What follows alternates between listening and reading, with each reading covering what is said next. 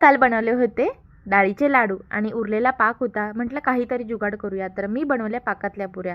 पण त्या अगोदर मी तुमच्यासोबत शेअर करणार आहे वरणफळाची रेसिपी. तुमच्याकडे याला काय म्हणता नक्की मला कमेंट्समध्ये सांगा.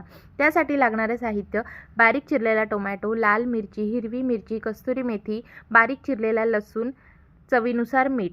आणि मी डाळ शिजवून घेतली आहे 1 वाटी. 1 वाटीमध्ये मी अर्धी वाटी तुरीची आणि अर्धी वाटी मुगाची. त्यानंतर कणकेचा गोळा मळून घेतला. आणि फोडणीसाठी लागणारे साहित्य: जिरे, मोहरी, हळद, हिंग, लाल मिरची आणि गरम मसाला हे आपल्याला लागणार आहे. तर कढई छानशी तापलेली आहे. त्याच्यामध्ये 2 पळी तेल घातलं. जिरे, मोहरी, बारीक चिरलेला लसूण, कढीपत्ता, हळद, हिंग छानसं त्याच्यामध्ये ॲड करून घेतला आणि छान परतवू दिलं. परतल्यानंतर त्याच्यामध्ये ॲड केला टोमॅटो. टोमॅटो टाकल्यानंतर लगेचच मी लाल मिरची पावडर टाकलेली आहे आणि थोडासा मसाला पण टाकलेला आहे. आता खूप सुंदर असं सुगंध येत आहे आणि मस्त फ्राय पण झालेलं आहे आपलं.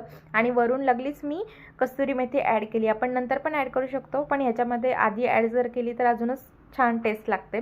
मग जसं मला हवं आहे तसं पाणी ॲड करून घेतलं आणि जो उंडा मळलेला होता अशा प्रकारे मी ते कट करून घेतले वरणफळ आणि मी ह्याच्यामध्ये उकळत्या वरणामध्ये ते सोडले आणि मस्त असं छान शिजू द्यायचे आहे. आणि त्यानंतर लगेच दुसऱ्या गॅसवर मी ठेवलं पाक. तो रात्रीचा पाक आहे तो छानसा गरम करून घेतला आणि पुऱ्या करून घेतल्या. पुऱ्यासाठी लागणारे साहित्य: अर्धी वाटी मैदा घेतला आणि त्याच अर्धी वाटी मी रवा घेतला. छानशा पुऱ्या लाटून घेतल्या, गोल काही वेगवेगळे आकार दिले आणि जो पाक होता त्याच्यामध्ये त्या अशा बुडवून घेतल्या आणि खूप सुंदर अशा टेस्टी झाल्या होत्या पाकातल्या पुऱ्या. तुम्हाला दिसतच असेल. तर तुम्ही पण असा काही जुगाड करता का मला नक्की सांगा. आणि वरणफळ आपले छानसे रेडी आहेत. भेटूया नेक्स्ट ब्लॉगमध्ये. बाय.